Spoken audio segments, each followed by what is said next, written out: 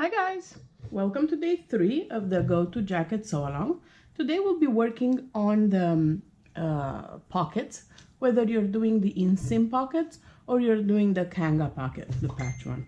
So for right now, take your pocket, please. If you're doing the inseam pockets, lay your front piece wrong side up, place your pocket matching the sides, and mark 3/4 of an inch away from the edge. That's when you'll be doing a little snip. It has to be 3/8, not 3/4, sorry, 3/8 of an inch. It has to be 3/8 because the seam allowance will be 1/2 inch, and you want that. And then you're gonna go ahead and press this. This is pretty much the only step that you'll be doing for today, because this is something we'll be finishing later on when we sew the side seams. So do the snip, press it down with your ironing machine. Another step that you will have to do if you do the pockets, the inseam pockets, would be to finish, if you choose to do so. It's a knit, so it won't ravel if you want to leave it raw, but you will need to finish the edge of the pocket. You can do that by doing a bias tape, just a store-bought bias tape for a nice finish, some picot elastic if you want to do that, or you can do what I'm going to do, because I prefer to close this part.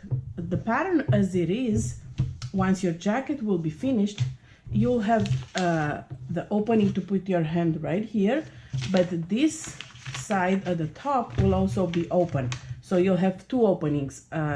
In a pocket, the same pocket will have 2 openings, one from the top and one from the side. It's where you put your hand.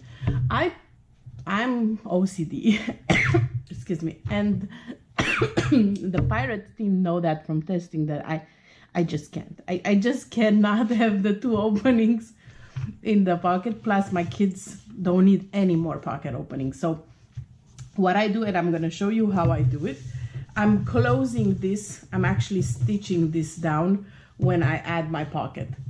So I'm going to do that right now actually. And then I'll show you how easy it is.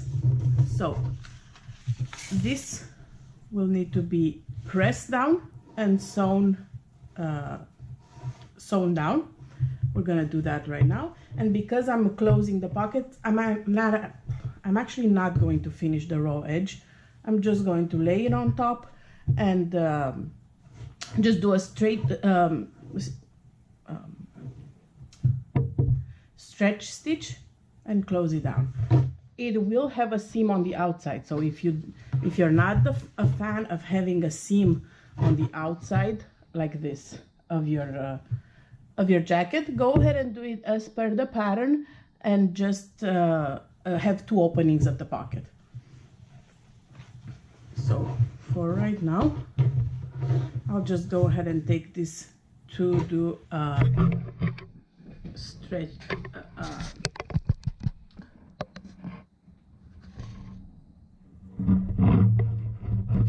stitch right there. This will be enclosing, this will be the pocket opening. So I'll do a triple stretch stitch with about a 3.0 length.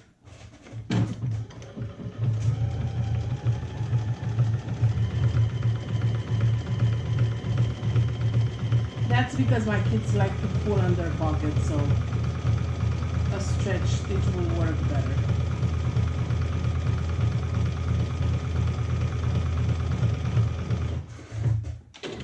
Perfect. And of course press it. So this is the pocket opening. Once I press it, it's gonna be straight. And now I'm gonna lay my pocket piece on top.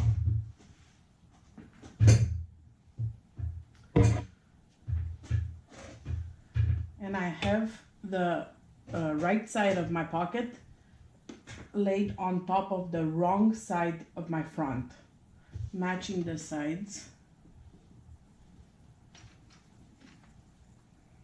So what I'm gonna do, this is not part of the pattern, but I do it, and I figured since I do it all the time, I might as well show you guys how to do it.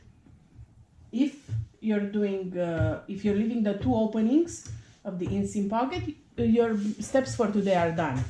If you're doing, if you're closing the top opening, then this is your last step of the day.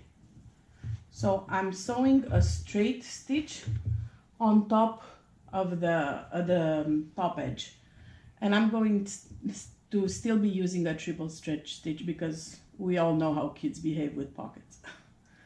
So we don't want any popping stitches. Again, this will show on the front of the shirt, of the jacket. So if you don't want that look, go ahead and leave two pocket openings. It's pretty cool, but I like that more for adults than for kids. And you can actually use a decorative stitch right now for this step. If you're doing this extra step, you can use like a reverse cover stitch. This way on the front of the jacket, you'll have a cool decorative stitch. So this is what my front of the jacket will look like with this seam. It's black on black, so it's not that noticeable. I'm just gonna go ahead and baste. You can pin or you can baste your bottom, the pocket with the bottom and the side. Let me do a basting stitch. I'll do a 5 length just to keep them together, because the basting stitch right now will be enclosed. It's gonna make it easier when you sew the side seams together if you do a basting stitch, but you can also pin it. 20 seconds more will make a difference though, so not even back stitching. I just basted the pocket. So this is it. You're gonna repeat the same steps. Of course, go ahead and press it, but you're gonna repeat the same steps for the other side of the pocket. So this is it for the inseam pockets.